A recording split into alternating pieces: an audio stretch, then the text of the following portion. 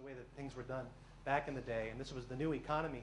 So we bounced around for over a year, really, trying to get this thing together and trying to get it funded, being told no hundreds of times. But along the way, there were some important things that happened. Steve and his group at Caltech worked away, and they made breakthrough after breakthrough. And it became clear that, at least scientifically and technically, we were really onto something. Or to say, he was really onto something, and I was in the really enviable position of trying to figure out how to make it into a business. This was the first science cover here, and it shows a close-up of one of the early chips that we made that won some recognition. But this was the reality. That picture on the science cover is kind of cleaned up, let me put it that way. This is what we really had. This was the bleeding edge. We had little rubber chips that were made by hand, that were covered in particles, that really were quite simple. What you're looking at there is just is 3 inlets, and they're all connected by channels. You know, whoop-de-doo. You know, what's so interesting about that? Well, the interesting thing was that they were made out of rubber, and that they had very, very small features, some of them that were submicron. Nobody had ever microfabricated a useful device out of rubber before, although a few years earlier, George Whitesides at Harvard had done some interesting work. So that was different. Nobody had ever done that before, but as you can see, it was pretty ugly. What we had with that was a way to make a valve, and this cartoon is what a valve looks like for us if you're a bird's eye view, and I'll rotate this up on its side so you can kind of see how we exploit the properties of rubber to make a valve. You have a channel that has fluid going in and out of it, and then what we call a control channel.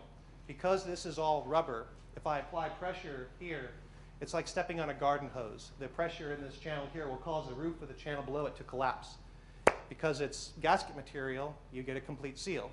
Because it's a rubber band, if I release the pressure, the valve pops back open. And if you control the geometries properly, you can make very, very small valves that are very simple to actuate. So we were the first people to do that.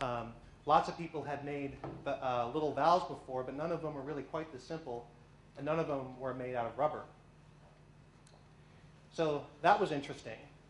And then we had a realization that perhaps we might be able to do something like something that had been done before and had a significant impact.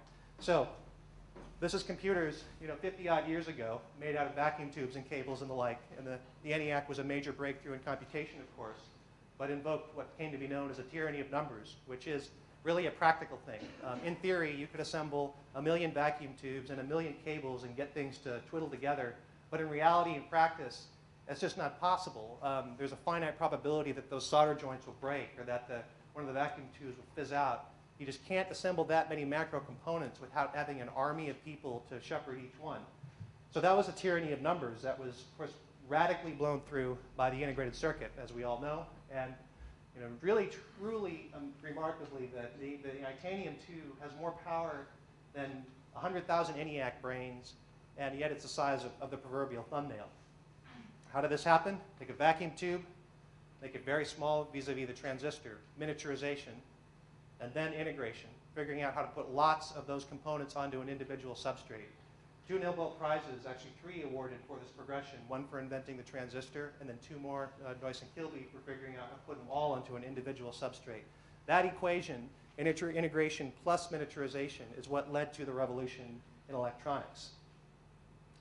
Well, we scratch our heads and say, wait, we got to switch. If you think about this, although it doesn't have gain, a valve is fundamentally a fluidic switch. And what's also interesting is that we actuate these valves with an analogous force. It's not voltage, but it's pressure. So we thought, could we be onto something similar, like an integrated circuit for biology? And we realized that if we could do that, we could make a fundamental contribution.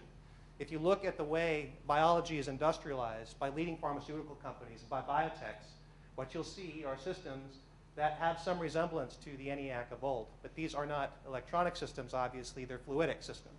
They're giant robots which fill this room with test tubes and microtiter plates and capillaries, conveyor belts, and the like. They're very complex fluidic engines. They're very expensive and they're very difficult to run, and they impose de facto limitations on the number of experiments that can be done, the types of experiments, etc. So if we could put this type of machine onto something very small, say this big, could we affect a revolution in biology in the way that it's done in the pharmaceutical world and even in the academic world that could significantly reduce the cost and the expense associated with delivering drugs to market. That was our aha insight. But note, we did this wrong if you read the textbooks.